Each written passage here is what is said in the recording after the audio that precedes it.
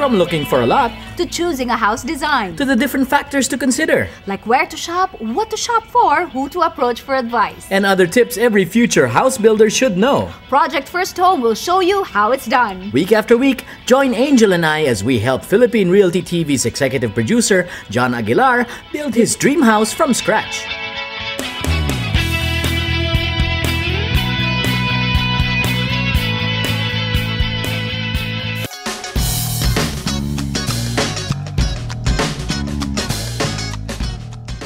Any construction project requires a lot of paperwork. Any first-time home builder like John should be aware of that. One of these important documents is the building permit. The building permit gives your project the license to undertake construction and ensures that your house or your building complies with relevant laws and regulations, from the National Building Code to the local zoning and building rules. Although filing for a building permit seems like a daunting task, in actuality, the process can be fast and easy as long as you have all the requirements ready. Just be prepared to spend the day visiting a number of offices to have your documents processed.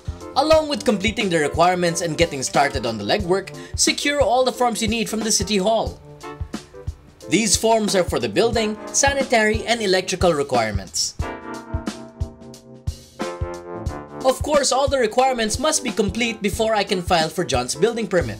Among these requirements are the lot plans, tax documents, specifications, and the bill of materials. Check the number of copies required from the checklist and which requirements you need to submit. Also, make sure that the relevant documents are signed and sealed by the corresponding project proponent, such as your architect and civil engineer. And now that I have everything ready, it's time to set aside that special day and make my way to the City Hall. Nandito ako sa Antipolo City Hall. I want to get our building permit. I have all the necessary documents. They're all complete. Na preliminary check na, so this should be fairly easy. Tara! The first step is to submit all the requirements to the Office of the City Engineer. Aguilar. Thanks, wait for Sir, dalhin nyo na po sa zoning clearance pa. After submitting and waiting for the documents to be processed, it is also a good time to pay a visit to the CPDO for the zoning and locational clearances.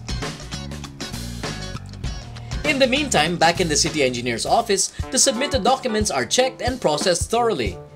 The processing includes the evaluation as to line and grade, evaluation as to structural, evaluation as to sanitary, evaluation as to electrical, and evaluation as to architectural.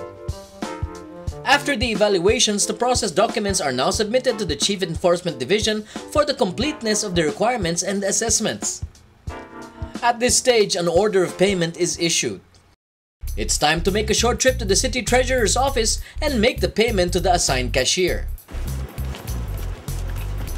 Receipt, and then the form, documents. Thank you. You're welcome.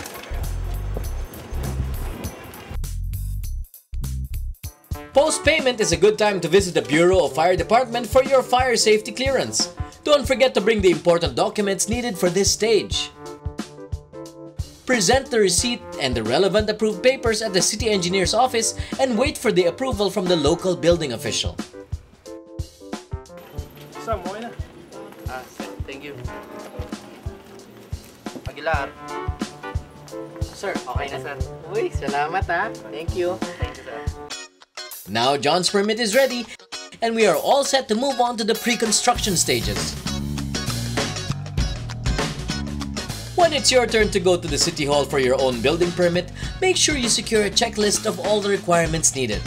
Don't hesitate to ask your friendly City Hall personnel for guidance.